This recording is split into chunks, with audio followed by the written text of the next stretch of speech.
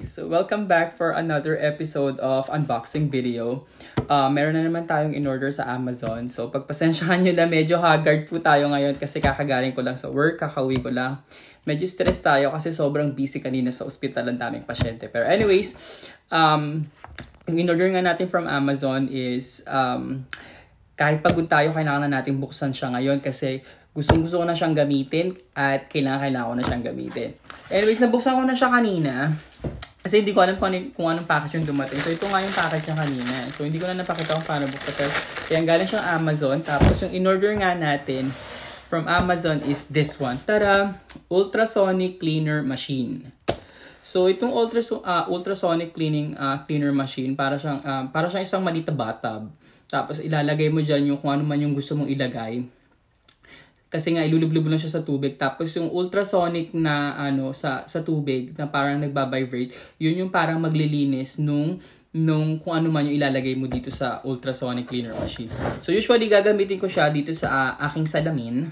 Ayan, may salamin kasi ako dito na ginagamit ko lang kapag kailangan ko manood ng sine kasi malayo, or kapag usually, kadalasan ko siyang ginagamit kapag nagdadrive ako para mas malinaw ko nakikita yung mga traffic signs at saka yung mga traffic lights. Anyway, so buksan na natin itong ultrasonic cleaner machine. Tapos papakita ko sa inyo kung ano yung laman niya. Tapos, ayan, meron siyang parang drawing sa gilid kung paano siya ginagamit. Ayan. Tapos kulay, well, hindi naka-check kung anong kulay. Pero in-order ko lang siya, hindi naman ako pinapili ng kulay. Tapos, ayan nga. So, usually, para siyang jewelry cleaner, ganun. Tapos, nakita ko siya sa online. Ang sabi doon, pwede mo siyang gamitin na parang normal na tubig lang, tap water. Or, pwede mo gamitin yung tubig, tapos lalagyan mo ng cleaning solution or ng ano yung panglinis ng plato, dishwashing liquid. Pero, gusto kong gamitin kasi nga, gagamitin ko siya sa salamin ko at saka dito sa Invisalign aligner ko. So, kung mapapansin nyo, may suot-suot akong clear braces. So, kaya ako bumili nito para sa salamin at saka dito sa clear braces para pag nilubog ko siya, nalilinis din yung Siyempre, para sa malinis lang po tayo, di ba ganun? So, buksan na natin. Tapos, susubukan natin linisin yung salamin ko mamaya. So, pagbukas ko, ito kaagad yung una nyo makikita. Tara! Meron siyang ganito. Hindi ko alam kung ano to. Para siyang yung ganun. Mini tong. Tweezer ba yung tawag doon? Hindi ko alam. Para siyang ganun. Tapos, may kasama siyang ganito. Ano ba to? Ito yung parang alam mo yung panglinis ng mga panglinis ng mga eyeglasses, ganun. Lagay muna natin siya dyan. Tapos meron siyang kasamang manual. Ito yung manual niya. Tapos sa likod, kung mapapansin ninyo, may nakasulat dyan, suggested applications. So ito yung mga bagay na sinasuggest nila na pwede mong linisin dito sa ultrasonic cleaner machine. So, usually, jewelry, watches and glasses and sunglasses, toiletry items, ayan, office equipment, tsaka yung mga metal items. Parang feeling ko safe naman siya sa mga ganon. Tapos, ang hindi pwede sa kanya is yung mga wooden, kasi syempre wood nga, kasi tubig nga naman to. Tapos, jewelry containing loose stones, ganon, like pearls, emerald, amber, and opal. Bakit kaya? Hindi ko alam. Bawal daw yung may mga ganon stones. Tapos, glasses and sunglasses with pre-existing scratches or cracks. Kapag may cracks na kasi nga, may ultrasonic siya, baka lalong mabasag ng salamin nyo. At saka yung mga electronic products na kailangan sinasaksa. Kasi nga tubig to, baka makuryente ka. Ganyan. So anyways, ayan, may manual din siya sa loob kung paano siya gamitin. So, susubukan natin siyang gamitin. Pero nakita ko na online kung paano nila ginagamit. Kasi nga, pinanood ko muna siya bago ko siya orderin sa Amazon. So, ito na yung pinaka-unit niya. Tara! Ayan yung pinaka-unit. At saka, meron siyang kasamang saksakan. So, yun lang. Yun lang yung laman ng box. Wala na. So, mapapansin ninyo. Tapos, ito na yung cleaner. Ito na yung cleaner machine. Ito yung parang takip. Tapos, meron siyang ganito. Ano to? Yung halimbawa, pagka ilalagay mo yung mga sing-sing, yung mga bracelet, para medyo parang nakaibabaw siya dun sa mismong metal. Tapos, ilalagay mo yung takip, tapos open mo siya, mag-ultrasonic, na siya, ganun. So, yun. So, susubukan natin siya mamaya. So, So, ayun na nga. Hindi ko pa nababasa yung instruction, pero ang ginawa ko, nilagyan ko na ng tubig. Nilagyan ko na ng tubig tong ultrasonic cleaner. Tapos, sinaksak ko na din siya. Kaya kung mapapansin ninyo, ayan, nakabukas na yung ilaw niya dyan. Tapos, ngayon, ang balak natin, isusubukan natin linisin ngayon yung salamin ko. Pero, syempre babasahin ko muna yung instruction, di ba?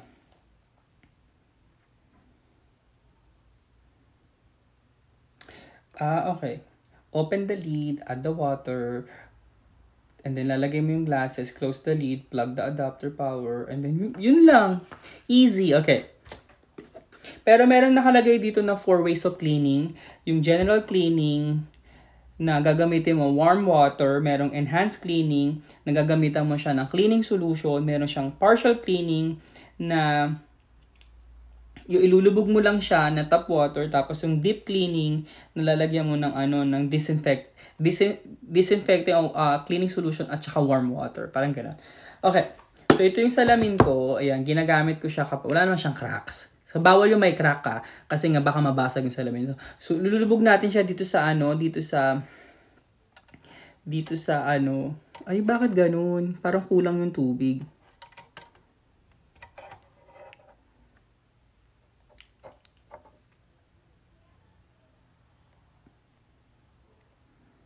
Hala, bakit parang nasira yung salamin ko?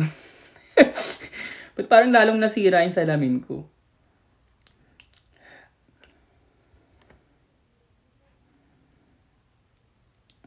Hala, kailangan ko siya ipagawa kasi parang nasira yung salamin ko. Anyways, papagawa ko siya. Gusto ko lang makita kung paano siya nalilinis. Okay. Hindi siya lubog na lubog. Kailangan ito nakalubog na lubog. Ganito. O baka kulang sa tubig. Wait lang. Dadagdagan natin ng tubig. Dagdagan natin siya ng tubig. May tubig ako dito. Pang-inom. Ayoko na kasi pumunta dun sa Ayan. So, lubog na yung salamin, di ba? Papakita ko sa inyo mamaya. So, yeah. So, mapapansin ninyo, ayan, yung salamin, lubog na siya, di ba? Tapos, ang sabi kasi is, pagka nalagay mo na siya dyan, tatakpan mo daw siya nitong lid, tapos pipipress daw to. Ay! Ala, nagkulay blue na siya. Tapos, kung maririnig nyo yung tunog. Ibig sabihin, nag-ano na siya, nag-ultrasonic cleaning. So, tingnan natin. Pwede ba itong buksan? Wala. Kung mapapansin ninyo,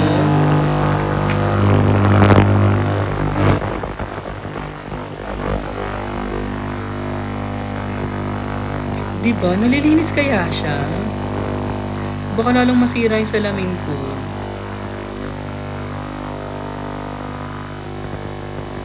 So, mga ilang minuto kaya ito?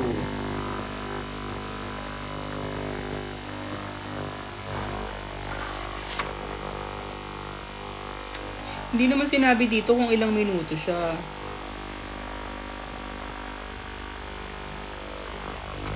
So, baka hihintayin lang natin siya. So, baka hihintayin lang natin siya na makita yung mga dumi-dumi dun sa labas ng salamin.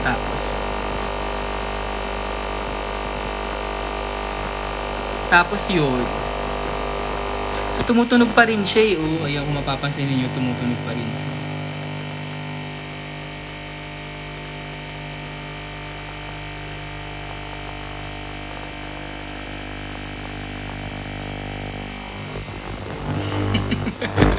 So ngayon ang gagawin natin, since nagki-cleaning pa rin siya, ayan, kung mapapansin, nagki-cleaning pa rin siya.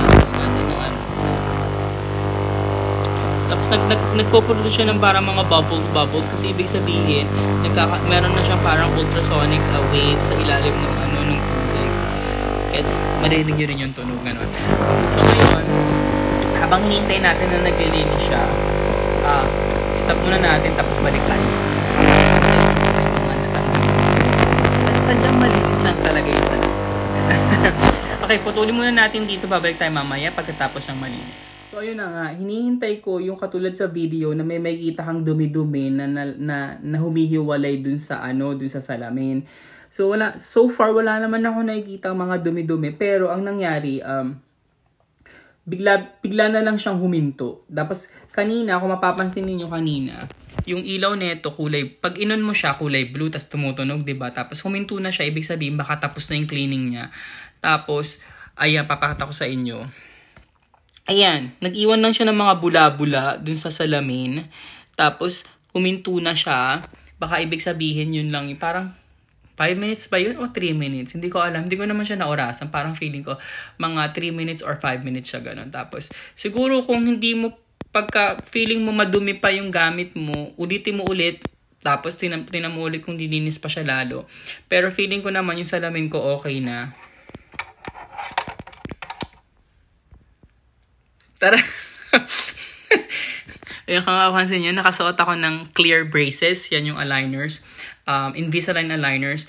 Yun yung gusto ko talagang bukod sa salamin, yun yung itong clear aligners na to, yung gusto kong ilinis dito para nalilinis siya ng maayos. Hindi yung, kasi parang feeling ko minsan, kahit tinutoothbrush ko siya, may naiiwan pa rin na parang mga, yung mga residue or dumi-dumi. Or minsan yung residue ng toothpaste, naiiwan sa aligners. Syempre, madumi yun, 'di ba? So yun, gagamitin natin siya diyan. Kaya ako bumili nito. Pero itong salamin, parang feeling ko nalinis naman siya ng maayos. Pero parang feeling ko nasira ng hindi yung machine na nakasira, parang feeling ko lumuwang yung salamin ko ng konti. Pero may warranty naman kasi ito dun sa pinagbilan ko, kaya yun. Siguro ida-dry up ko na lang tong salamin na to, tapos okay naman siya. So, next time siguro parang susubukan ko siya gamitin sa mga jewelries. Pero wala naman ako sa masyadong jewelries. Hindi ako masyadong jewelries. Siguro magandang gamitin siya dun sa hahanap ka talaga ng sobrang dumi na jewelries or sobrang dumi na dun sa suggested na na mga item na pwede mo para makita mo talaga yung kung gaano ka-effective siyang panglinis ng mga ganung bagay. Kailangan talaga. Kasi feeling ko naman yung salamin ko hindi naman siya ganun kadumi. Kasi ginagamit ko lang siya kapag nagda-drive ako. Tapos hindi naman ako pinapawisan kapag nagda-drive ako kahit ng summer kasi nag-aircon naman tayo. So, para feeling ko wala naman siya masyadong makukuhang dumi doon sa salamin ko. Pero kailangan mo talaga, kung gusto mo talagang matest kung gaano siya ka-effective, kailangan mong humanap talaga ng madumi. Yung mga jewelry na madumi, nangingitim na, gano'n. Tapos makikita mo kung paano siya nalilinis, gano'n. So yun lang, ito nga pala yung ultrasonic cleaner machine. Binili ko siya para sa salamin, tsaka hindi sa aligners, hindi para sa jewelry. So yun lang, maraming salamat ulit sa panonood ng aking video. And keep on watching sa unboxing video. Maraming salamat. Bye!